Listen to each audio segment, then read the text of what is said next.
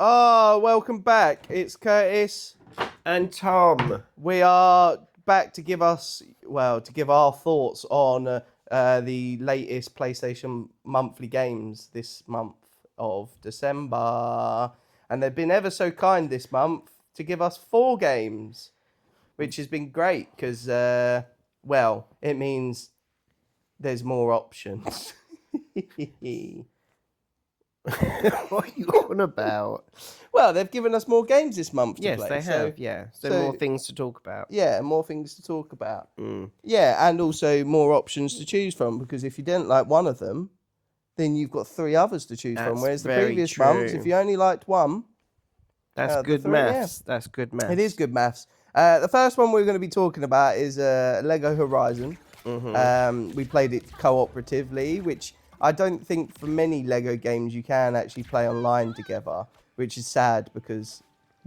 They're more couch co-op, right? Yeah, unfortunately. I do like co-op games, but couch co-op, I guess, has become a little bit more dead now. No one's got enough time to go around someone's mate's house and play a game. What do you mean? Normally normally I it's feel like adults and kids playing Lego. Yeah, I know, but just give the online option.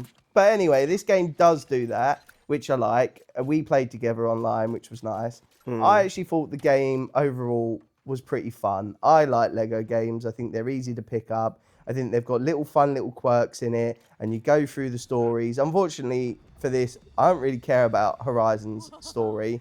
Never did when the first original game came out of Horizon.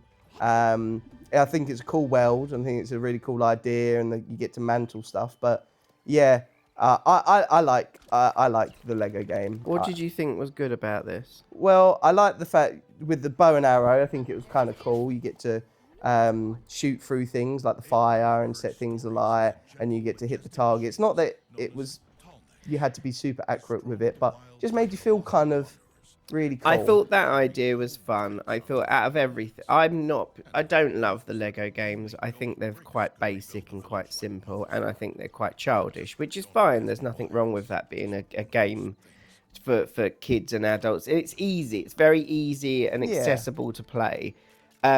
However, with those games, I often find that they're quite bland. They're quite just nothing really happens and changes as you continue to play.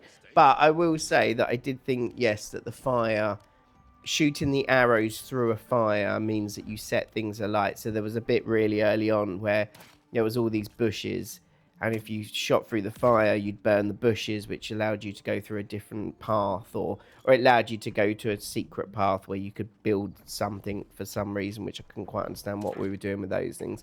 And that was quite fun. Yeah. And you could pick up people and throw them off the edges of cliffs and stuff. Yes, you could, yeah. And that was like, that was a bit of a silly sort of thing. So yes, for the small amount of time we played it, it was fun. I don't know how long that game is.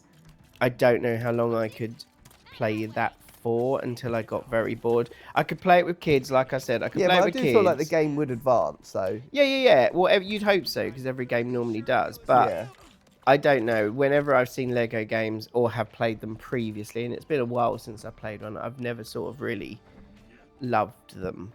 Yeah, that's fair.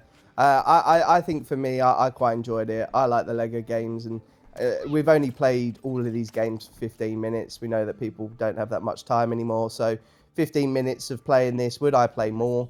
Yeah, I probably would. But I don't know if I would complete it because I really don't care about Horizon. But if it was another adaptation, I don't know, IP that it had, then maybe I would play a bit more. I did enjoy it. I think if you've got a small kid, especially over Christmas, this could be a great game for a parent and a child to bond over. Yeah, I think so. I'd give it a little bit more time, I think, but I'm not like itching to go back into it, but I'd continue. Well, the one game that you definitely did itch into and itch to want to play is your White Rabbit. Is that what it's called? No, it's not called White Rabbit, is it? It's called Neon White. Neon White. This is my game of the month, this one. Well, I know. Trials is also excellent, but we'll talk about that in a minute. But Neon White, I I didn't really kind of I knew what it was when it came out, and I sort of heard about it, and I was like, yeah, I don't think that's my thing. It's a bit weird. It looks weird, and I'm whatever. It's basically a platformer that's in first person that has some first person shooting, but it's not really a first person shooter.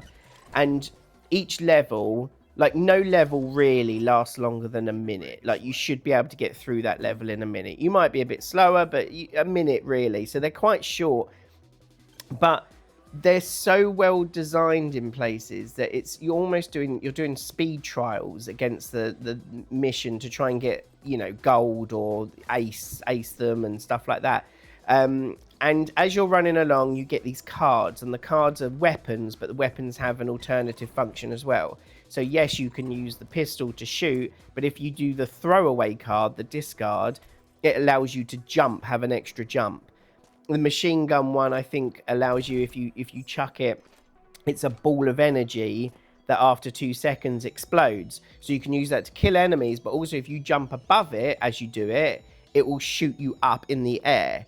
So the idea is to get around these levels as quickly as possible. The story is mental. It's kind of your character has died and you've gone to the afterworld, but because you've not been a very good person, to get into heaven, you have to kill as many demons as the other neon. So you're a neon. You're neon white. There's a neon yellow, a neon green, neon pink, neon purple. They all seem to know you, but your memory's not there. And you're all competing, and the person that does the best basically gets allowed into heaven. That's kind of the idea. So you're all kind of competing. You can give or take. I think that the character, the story and the dialogue is actually pretty decently written, but it gets to the point where I'm just like, I just want to skip that because I just want to play the next level. And I'm so interested. At the moment, I'm waiting for everyone else to start playing it because I've been like improving my scores. I keep going back in and trying to improve my scores on those levels. Because some of them have some really cool shortcuts if you sort of use your brain a bit, and sort of like you can go through, and there's like a hint system once you've got to level, like once you've received gold, that will help you get to the next level. And I've loved it. I've genuinely loved it. I've played hours of it now. It's absolutely it reminds me of a game I had on Steam, which was first person. It was like the same thing. It was basically a first person platformer. And it's that, and I think it's brilliant. And I think if you like platforming in any sort, I think you will like this. If you like speed challenges, like, you know, getting a faster time on something, some of the missions really flow together well. Like the way you jump and hit things, and yeah, I've loved it. I think it's great, and I've been recommending it to everyone because I just think just give it a go. Give it 3 levels and see how you feel about it, and then, you know, scrap it if you don't after that. But yeah, you can definitely tell you like it. Yeah. I didn't play it, obviously. This is the one game I didn't play. I knew you spammed it, and I probably will jump on it just to see what you're talking about. Maybe beat a couple of your scores and then try the game. But yeah, I haven't actually even seen much footage of it, so I don't really have much to chat. But you recommend it for this month. So yeah, it must be doing something right. Saying that, the one game that hasn't done something right is our next game that we're going to talk about, which is Killing Floor. Well, yeah, I feel like we played Killing Floor 2 or 1 at one point. Yeah, I'm pretty sure when either the PS4 or the PS5 was doing it, and it definitely had a monthly game. I think it was the PS4, and we got Killing Floor 2 or something. But I remember we played that, and I remember thinking, this is a bit nothing-y. But you used to like playing zombies, right, on Call of Duty, and I assume this is where this is kind of splintered off from. Yeah, I guess so. I think it is just like, people like zombie modes. How could we make a zombie mode standalone and a bit more arcadey and a bit more, I don't know, action-packed? I mean, we only played 15 minutes of this. I did get the better guns, but the tutorial or the level that it shoves you into cut off as I got the really good guns. But you get money quite quickly, so I think actually getting the better guns, you can do that quite quickly, and then you're experiencing the more enjoyable parts of the game. But overall, the game felt like a mobile game. It looked-ish like a mobile game, and it just felt like overall it was a mobile game, but we know it's not. It's their 3rd iteration, and I don't know, the feel of the game just didn't feel great compared to what it should be feeling like. I mean, so much so that once we completed the so-called tutorial, which you get absolutely shoved into, which it is a down mark in my playbook. I'm all for tutorials, and that's fine, especially if people have just picked up the game, but not to allow it to be optional, I think is a bit ridiculous. Let the user make the choice of whether they want to play the tutorial, whether they don't, because if they don't, then they might already be experienced and whatever, that's their version of the game. But to force someone to play the stupidest tutorial ever is so boring. Yeah, I mean, very we had to learn how based. to reload, switch weapons, shoot targets with aim down sight. Oh, awful. I don't know. I never understand. I get doing a tutorial like that because it will be. There's chances are this could be someone's very first game. It really could be, or it could be someone's first person shooter that they get for free and they're going to play it. And you chuck them in with no idea, and they play online with other people. They're going to be useless. They're not going to feel like they know what they're doing. They're going to dislike the game. So I do totally get having a tutorial that spells everything out. However, like, just say, have you ever played a first-person shooter before? We will tell you the things that are specifically different, and then that's it. That's all you need to know. Yeah. Like, the fact that it makes you go through all of that, because I'm pretty sure I tried to exit out of it and I couldn't. Yes, you couldn't. I don't know if I necessarily agree that it looks like a mobile game or feels like a mobile game, but I say with the feeling didn't feel right. I don't know how to explain it other than it just, I don't know, it's just not the best. Like, okay, so coming from Neon White, which I'm going back to, Neon White feels sharp, really sharp when you play. If you fall and you miss a jump, it feels like it's your mistake. This felt like almost a bit, not laggy, but like, I don't know, like cumbersome a little bit. It didn't feel sharp. I didn't feel like I was hitting things as good as I wanted to hit them. And I do think it's a bit unfair. The problem is they've sort of shot themselves in the foot with this game because we're playing 15 minutes of it, and 15 minutes just gets you past the tutorial, and at that point, and none of us were that keen to continue playing it. You've got to grab the audience when you've got them, you should put your best foot forward, and I think shoving people that have played games before like this into a tutorial that takes way too long. It really is way too long. We're not like overdoing like, oh, it just tells you how to do this. And it's not even that fun. It's just a woman on a thing going, hey, now you should try doing this and doing this. Right, have you learned how to crouch? Press this button to crouch. And it's like, mate, like, this is your third game. People have played other games before this. Like, come on. That is stupid. It doesn't even teach you how to go to the weapon market. Well, it kind of does when you're in the game, and it takes you into a match first that you've got to play on your own. And it kind of shows you how to do the market stuff. But yeah, nah, for me, I kind of was hoping Killing Floor could be a little bit fun, but I mean, yeah, like we said, we had 4 people downloaded it, included us 2, and the 2 that were halfway through the download cancelled it and didn't want to play anymore. And yeah, I don't blame them. I would not recommend Killing Floor. It's a shame. Maybe it does have some fun stuff to it, but it ain't for me. And I like Call of Duty and zombies and shooting games, but not for me. Yeah, I have no necessary love for Call of Duty zombies. I like Left 4 Dead. This is not like Left 4 Dead. This feels like certain areas that you just stay in and then you just shoot a load of things, which just feels like the zombie games that you used to think. I have no interest really in going back to this at all. There's too many games I have no interest going back to this. Yeah, totally agree. Well, the one thing I will say that is kind of good, and we never got to experience it, is that if you have a large group of friends that are on thingy, I think it's 6 players and not just 4. And I know, look, most of the time 4 is a decent number, but hey, sometimes there's more of you online and you want to do something together.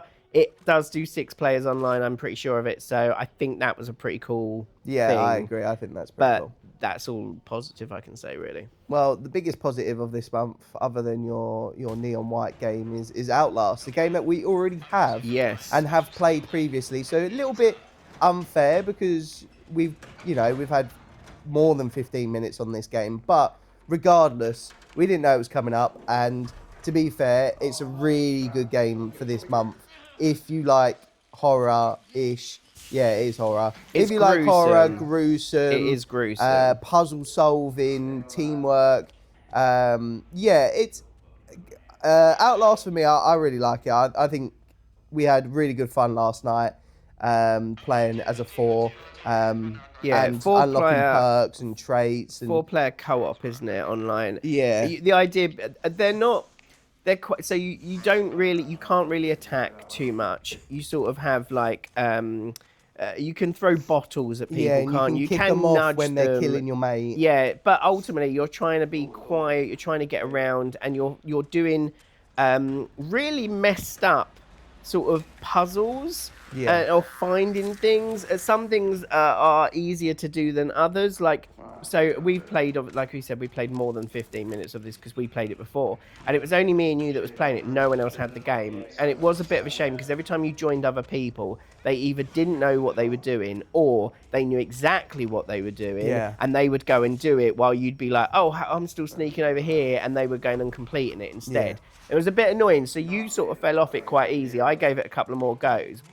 When 4 of us are on it who are friends who are playing it, it's really good. I think it comes alive way more when it's your mates. Obviously most games do, but it really helps with that game because you are working out some of the levels. You are working out, well, how do I find the key? Because sometimes you've got to look for symbols that sort of represent where those keys are based. We did one with the man with wax, which is horrific. Yeah. It's crazy. It is definitely an adult game, by the way, It's wild. and it doesn't hold back. But yes, you are basically like Really there is a doesn't. man tied to like a hook, a meat hook of something, and he keeps getting. You are the ones pushing the buttons that he keeps getting. You are committing going through wax. Crimes. He keeps getting hot wax melted onto him and stuff like that, and he's screaming out in pain. It is horrific to play, but it's also a lot of fun to play. But you have to sort of like find the right movements for him to go through, and you have to find the right things on the conveyor belt. We had to move things on conveyor belts, didn't we, to sort of get them to go through.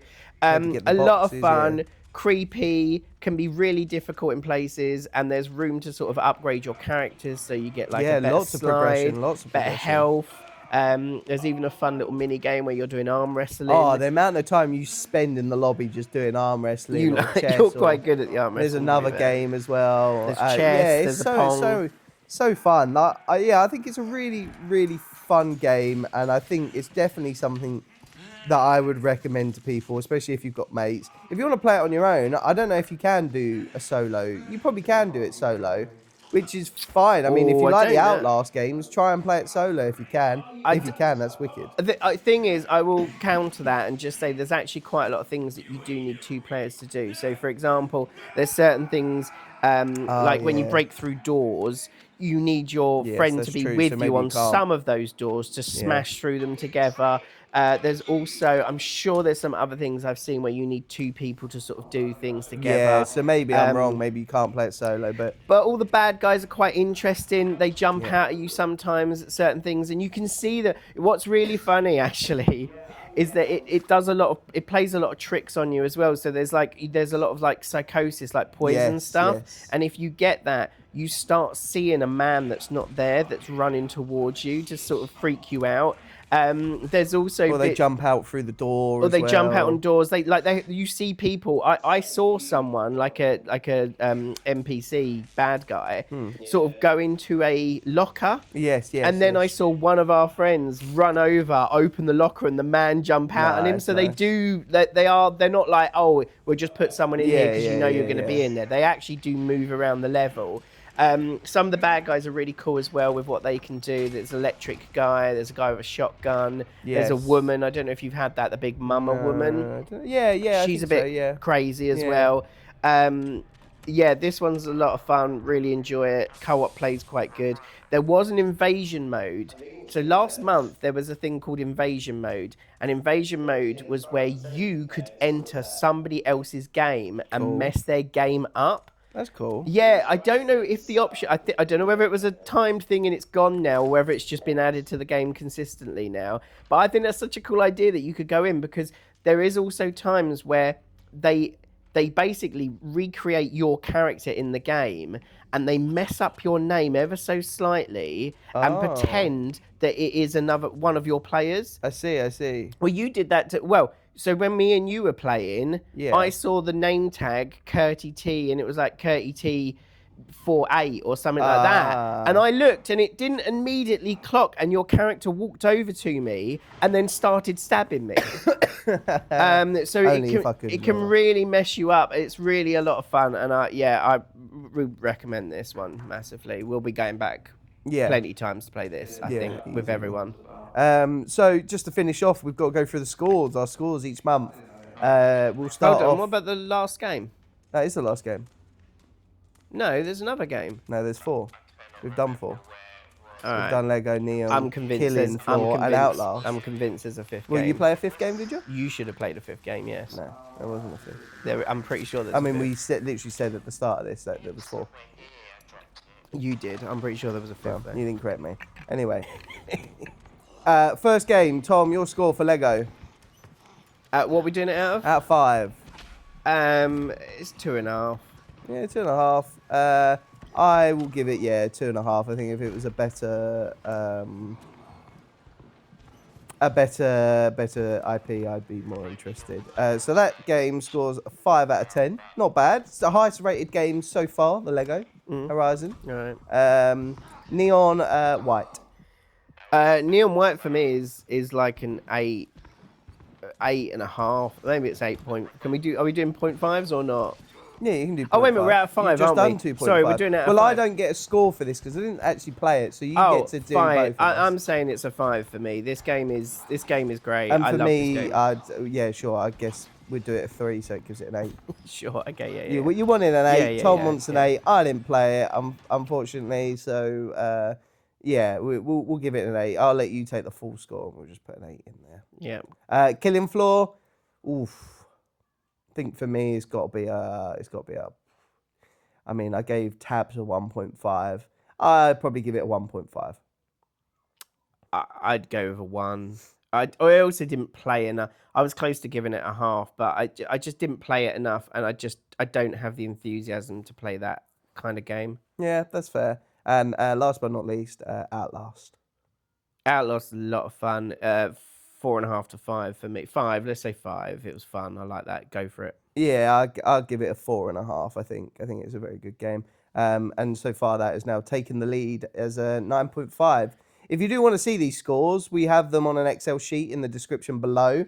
You can have a look. We've got all the months of November and December's game. If there is a 5th game, maybe we'll add the score afterwards. The video after you've watched this, we will add a score on it because we will play it. But they're all on the an Excel sheet in the description below, so you're able to view them and to see the scores that we've got.